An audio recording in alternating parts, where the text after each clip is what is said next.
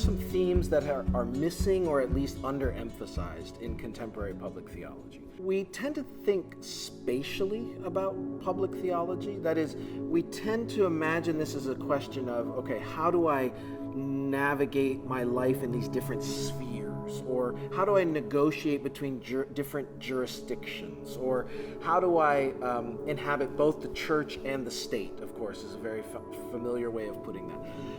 I understand why we frame it that way, but I also think what happens then is we miss something about the dynamics of political life, public life, because we miss the fact that it's not just a space for us to express our beliefs or vote the way we think.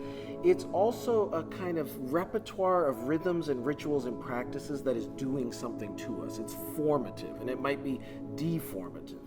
Remember when Paul journeys to Athens, and he's at the Areopagus in Mars Hill, and he's walking amidst all of these altars and temples, and he looks around and he says, "I see that you are very religious."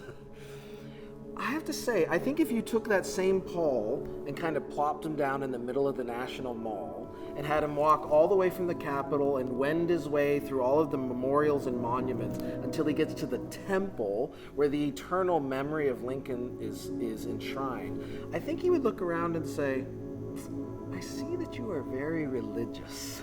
And he would be talking about our political lives. So I want us to see the liturgical reality of our shared political life.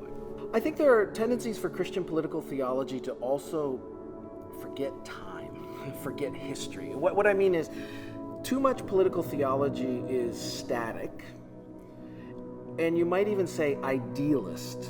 And by that I mean, too much political theology kind of works with these timeless ideal principles, but isn't very attuned to the fact that our shared common communal political lives together have a history. They have a heritage. We got here from somewhere, somehow. In that sense, I think what time is it is one of the most important questions in political theology. Where are we? When are we?